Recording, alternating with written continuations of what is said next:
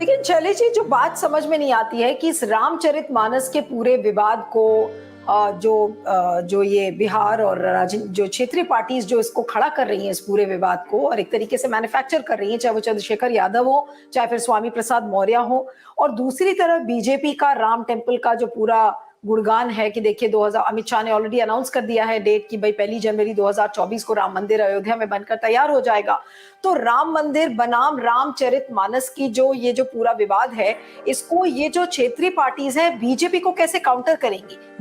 BJP के पास एक बड़ा अम्ब्रेला है एक तरीके से कि देखिए हमने राम का भव्य मंदिर बनवा दिया, और इधर रामचरितमानस को लेकर जो एक विवाद खड़ा है, क्या विपक्षी पार्टीज इस चीज को काउंटर कर पाएंगी? देखिए, राम मंदिर को 2024 के जनवरी में वो इसलिए घोषित कर ही रहे हैं, उसको खोल ही रहे हैं कि उसका चुनाव में उनको मई में जो चुनाव अप्रैल मई में जब जो चुनाव होगा उसमें उसका फायदा उठा सके। और उसका काउंटर ये, और देखिए जो ये रामचरितमानस का विवाद है और ये मनुस्मृति का विवाद है, ये विवाद तमिलनाडु में सबसे पहले शुरू हुआ 50s 60s में। रामास्वामी पेरियार ने शुरू किया, और पेरियार का ये आंदोलन इतना सफल रहा कि वहाँ जो है जो द्रविड़ पार्टियां हैं उनका हमेशा के लिए कब्जा हो गया, कांग्रेस साफ हो गई, और वो पार्टियां जो जिसमें सवर्णों का ब्राह्मणों का बोलबाला था वो कहीं नहीं रह गई। ये आई, हालांकि उसमें बीच में जयललिता आती हैं जो द्रविड़ नहीं थी लेकिन उसके बाद भी बनी, तो ये एक तरह से उनका सफाया होगा। तो ये एक्सपेरिमेंट जो है जो तमिलनाडु में हो रहा है, हो चुका है, जिसका नतीजा वो देख चुके हैं, उसी एक्सपेरिमेंट को ये दोहराना चाहेंगे बिहार में और उत्तर प्रदेश में, और उसके लिए जो ग्राउंड है वो बिल्कुल तैयार दिखाई देता है। अगर उनको राम मंदिर का काउंटर कुछ मिल सकता, जो बात आपने अपने लेख में भी कही और उसे अब आपने एक्सप्लेन भी किया कि ये द्रविडियन स्टाइल ऑफ पॉलिटिक्स थी, तो क्या द्राविड़ जो पॉलिटिक्स है, जो द्राविड़ राजनीति है, वो क्या अब उसकी एक छाप हमें उत्तर प्रदेश और बिहार जैसे राज्यों की राजनीति में भी दिखेगी? क्योंकि अगर ये डायरेक्ट लिफ्ट ऑफ है, जिसने आपने कहा कि पेरियार ने किया था और उसके बाद सब कांग्रेस का सफाया हो गया और बाकी, तो क्या आज जो नॉर्थ इंडिया है, जो उत्तर भारत है, क्या वो एक नई राजनीति के प्रयोग के रास्ते पर है, और खासकर जो क्षेत्रीय दल है?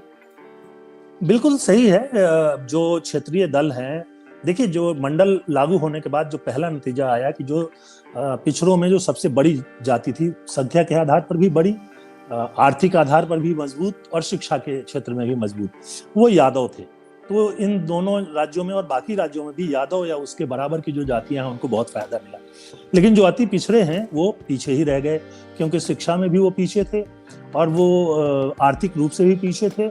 उसके अलावा सामाजिक जो जागरूकता उनमें होनी चाहिए वो भी नहीं थी। अब वो धीरे धीरे पिछले 30 सालों में खड़े होने लगे। इसलिए आप देखिए, मल्लाह पार्टी बन जाती है, कुशवाहा पार्टी बन जाती है, कुछ अलग अलग, मैं नाम इसलिए नहीं दे रहा हूँ कि बार बार वो बदलते ही रहते हैं। तो वो बनके उनके नेता खड़े हो रहे हैं कि हमको हमारा शेयर चाहिए।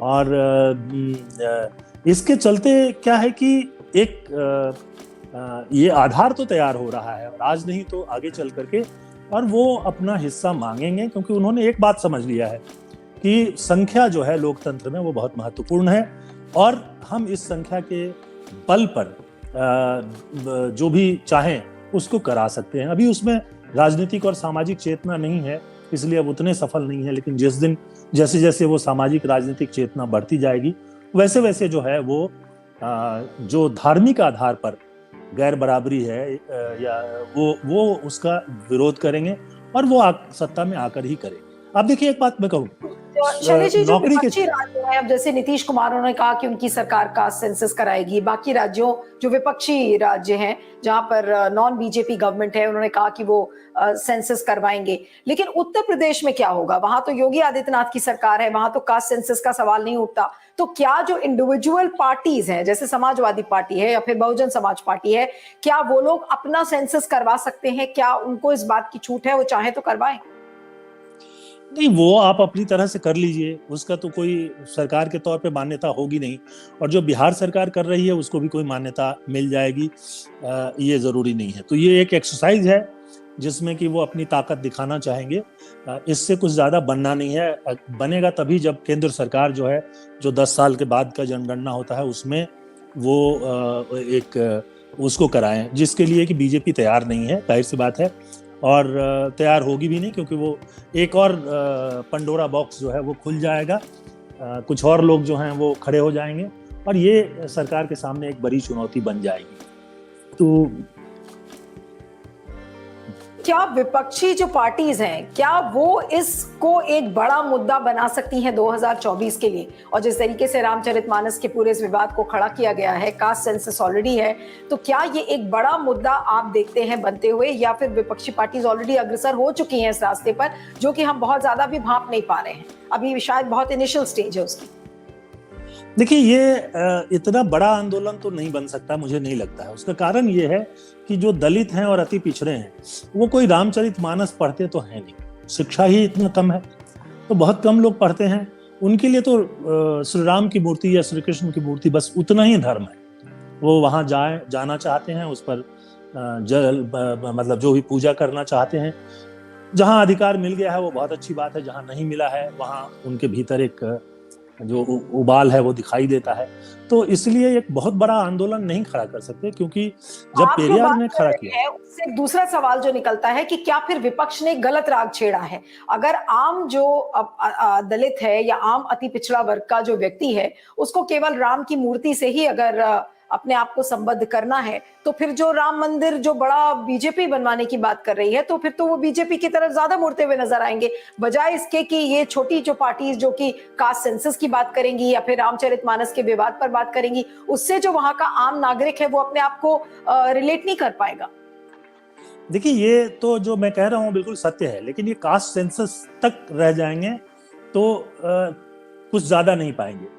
लेकिन इसको आर्थिक उस स्थिति से जोड़ दें कि और आरक्षण दो, अभी से ही जोड़ दें कि आरक्षण और चाहिए, हमारा आरक्षण, सभी जातियों को अलग अलग आरक्षण दो, और उसके साथ साथ वो ये कहें कि जो सरकार सुविधाएं देती है उसमें सबका अलग अलग हिस्सा दो। तो ये बातें उनको अपील करेंगे, उसको सिंप्लीफाई करना होगा, आपको साधारण भाषा में उसको लेकर के जाना पड़ेगा। और दूसरी बात यह है कि बीजेपी के खिलाफ लड़ने के लिए एक हथियार से तो लड़ाई हो नहीं सकती, तो कई हथियार चाहिए। तो उन्हीं हथियारों में से एक हथियार ये जातिगत जनगणना और मानस पर विवाद, ये भी बनेगा, और बाकी जो दूसरी चीजें हैं वो भी आएंगी सामने। ओके, चलिए, thank you so much Shailesh ji, आप इस समय हमारे साथ जुड़े और इस वीडियो को ज्यादा से ज्यादा शेयर करिएगा, फीडबैक दीजिएगा और बने रहिएगा मेरे प्रोग्राम में मेरे साथ क्यूब वाइफ पर। Thank you.